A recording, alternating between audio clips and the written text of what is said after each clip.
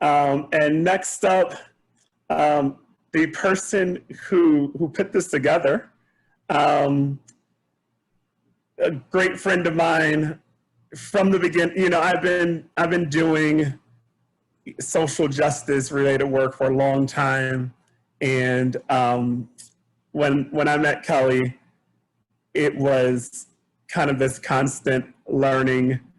You know, I learned so much from Kelly, and for me, you know, I was just very impressed, and Kelly's passion just shines through. Everybody who's ever met her knows that.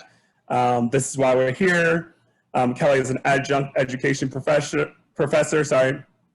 an intersectional equity consultant, and the 2018-19 Minnesota State Teacher of the Year. Without further ado, take it away, Kelly. Thank you. You can hear me okay? Yep, okay, great. Thank you for joining us and for listening to all these extraordinary humans share their thoughts and feelings on why we need to choose distance learning until it is safe for everyone. Please consider asking your school board members, where is the cutoff point before so-called hybrid and in-person learning becomes distance learning? Is one death too many? 5, 20, 100? How are they going to handle it when the majority of their teachers have to be quarantined and they can't find subs? How will they feel about asymptomatic carriers bringing the virus back to their families? How will they sleep at night knowing that their decision has put so many people at risk for educational trauma, chaos, illness, loss, long-term health effects, and/or death? How will they support all of the students and staff members who already have trauma brains and will be triggered by this disaster? And how will they answer for their choice to put BIPOC students and staff at a disproportionate risk for getting sick? And who are they actually trying to please by having in-person contact? Because it is not the teachers, the staff members, or the students. How much political clout and/or money are they willing to sell their souls for? Levies are not worth risking lives for, period. No one should be considered expendable. No one. As Augie said, I also truly don't understand why this is even a question. And as Dr. Coase pointed out, we all know that these schools are going to have to shut down within a few weeks of opening anyway.